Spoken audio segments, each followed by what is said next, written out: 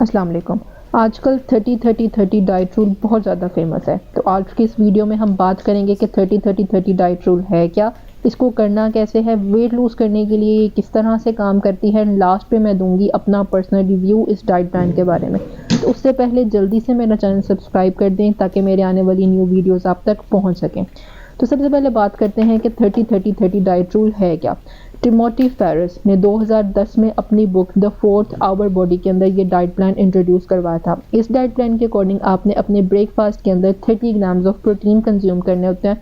जैसे ही आप सो के उठते हैं, सो के उठने के बाद जो फर्स्ट 30 मिनट्स होते हैं उस 30 मिनट्स में आपने ये कंज्यूम करना है। जैसे ही आप अपना ब्रेकफास्ट करेंगे, ब्रेकफास्ट करने के बाद आपने 30 मिनट्स की एक्सरसाइजेस करनी होती हैं। कौन सी एक्सरसाइज करनी है, किस तरह से डाइट कंज्यूम करनी है, इसके बारे में हम थोड़ा सा आगे चल के बात करेंगे। इसको करना किस तरह से है, अगर इसकी बात की जाए तो मैंने आपको पहले ही बताया कि आपने अपनी डाइट में यानी ब्रेकफास्ट के अंदर आपने 30 ग्राम्स प्रोटीन का इस्तेमाल करना है। आप प्रोटीन्स के साथ में कार्ब्स और फैट्स का भी इस्तेमाल कर सकते हैं। अब मैं आपके साथ 30 ग्राम्स प्रोटीन में कुछ ऑप्शंस शेयर कर सकती हूँ, जो आप इसमें से कोई सी भी एक जो है वो डेली बेसिस पे ले सकते हैं। जैसे कि आप डेली बेसिस के ऊपर 3 स्क्रैम्बल्ड एग्स ले सकते हैं, उसके साथ में आप 2 स्लाइस चेडर चीज़ के भी इस्तेमाल कर सकते हैं। इसके अलावा आप 250 ग्राम्स तक ग्रीक योगर्ट यूज़ कर सकते हैं, उसके ऊपर आप 2 हैंडफुल ऑफ नट्स ऐड करके वो भी इस्तेमाल कर सकते हैं। फिर आप कॉटेज चीज़ का इस्तेमाल कर सकते हैं, पाइनएप्पल के साथ उसको कंज्यूम कर सकते हैं। इसके अलावा आप 100 ग्राम्स चिकन का यूज़ कर सकते हैं।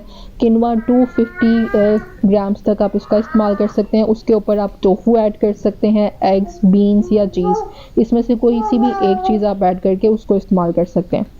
इसके अलावा अगर हम एक्सरसाइजेस की बात करें तो एक्सरसाइजेस के अंदर आप कोई सी भी स्टेडी स्टेट कार्डियोवैस्कुलर एक्सरसाइजेस कर सकते हैं, जिसके साथ आपका हार्ट बीट या हार्ट रेट जो है वो थोड़ा सा ऊपर जाए।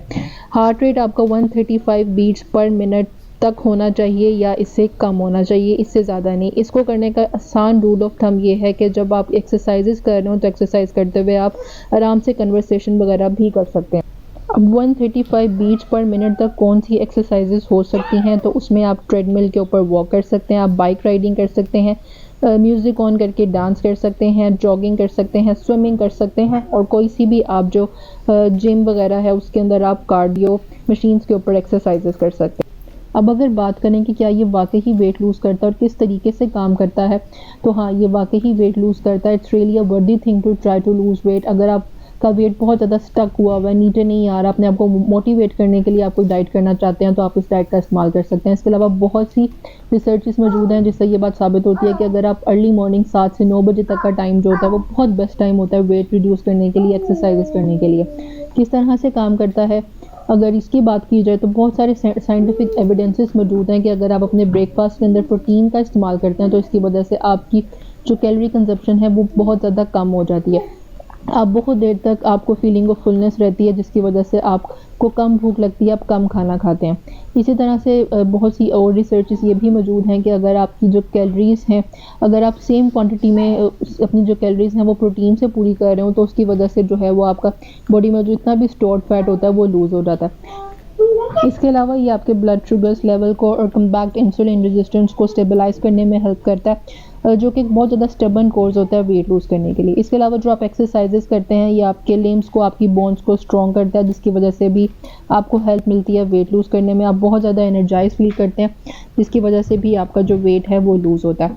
इसके अलावा अमेरिकन काउंसिल एक्सरसाइज ने भी ये बात प्रूव की है कि अगर आप स्टेडी स्टेट कार्डियो एक्सरसाइजेस करती हैं तो ये आपके बॉडी फैट को जो है वो ज़्यादा बर्न करता है as comparatively to other exercises. अब अगर मैं अपना पर्सनल रिव्यू दूं इस डाइट के बारे में तो उसमें उसने 3 चीज़ें बताई हैं। सबसे पहले नंबर पर उसने कहा है कि आपने ब्रेकफास्ट के अंदर 30 ग्राम्स प्रोटीन लेने हैं, जो कि मुझे लगता है कि बहुत ज़्यादा। आप 30 के बजाय अगर 20 ग्राम्स प्रोटीन भी लें तो भी क्वाइट इनफ है, क्योंकि अक्सर लोगों को सो के उठने के बाद इतनी भूख नहीं होती कि वो इतना ज़्यादा ब्रेकफास्ट कंज्यूम कर सकें। तो इसलिए अगर आप उसको 30 के बजाय 20 ग्राम्स तक भी कंज्यूम कर लें तो भी इनफ है।